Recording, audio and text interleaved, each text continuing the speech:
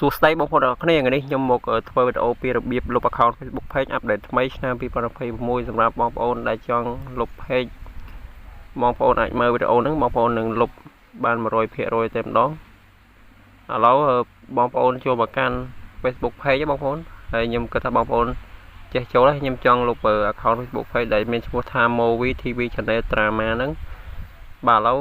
ខ្ញុំអត់ទាន់មានផុសវីដេអូទេខ្ញុំគ្រាន់តែជាផុសរូបភាព cover និង profile ទេឥឡូវជាដំបូងបងប្អូនចូលទៅកាន់កន្លែង 3 បងប្អូនចូលទៅកាន់កន្លែង 3 ឬហើយបងប្អូនអូសឡើងទៅលើសម្រាប់អក្សរខ្មែរវាពាក្យថាការកំណត់និងឯកជនភាពគឺឲ្យបងប្អូនចុចពាក្យថាការកំណត់នឹងមករួចហើយបងប្អូនអូសឡើងលើបន្តិចបងប្អូនកន្លែងឃើញពាក្យថាបងប្អូនអូសឡើងទៅលើមកបងប្អូនចុចពាក្យថាសិទ្ធិចូលប្រើនឹងការគ្រប់គ្រងខាងក្រោមនេះមកកន្លែងត្រេ3ហើយមានកាញ់ខ្ចៅហ្នឹង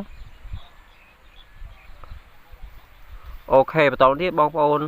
យកអាក្រោមគេទាំងអស់មកលុបទំព័រហ្នឹងមកនេះគឺជាការលុបជាអចិន្ត្រៃយ៍ហ្នឹងមកហើយបងប្អូនចុចកន្លែងរង្វង់មូលឲ្យវាចេញពណ៌ខៀវហ្នឹងមកទី3ហ្នឹងបាទរួចហើយបងប្អូនចុចពីថាបន្តរួចហើយតាមចំណុចហ្នឹងបងប្អូនចង់ជ្រើសរើសមួយណាក៏បានដែរឥឡូវខ្ញុំយកឥឡូវគេទាំងអស់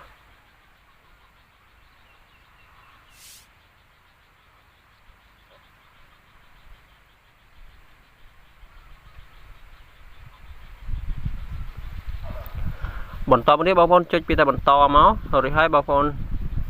ចុចបន្តទៀតបាទហើយត្រង់កន្លែងហ្នឹងគេឲ្យយើងបញ្ចូល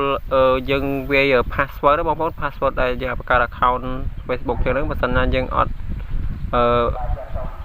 វាយលើកូនបញ្ចូលទេយើងអត់អាចលុប account Facebook page ហ្នឹងបានទេបាទឥឡូវខ្ញុំធ្វើការបំពេញ password ខ្ញុំសិន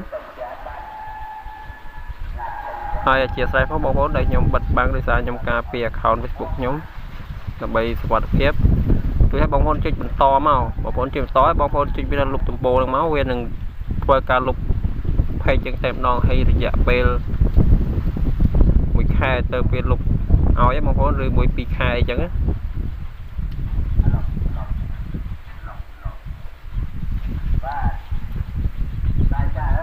បងប្អូនចុចកន្លែងលុបទំព័រហ្នឹងមកបាទឥឡូវវីដេអូពីរបៀបលុប account Facebook page អាប់ដេតថ្មីឆ្នាំ2026មានតែប៉ុណ្្នឹងទេបងប្អូនសូមអរគុណសូមជម្រាបលា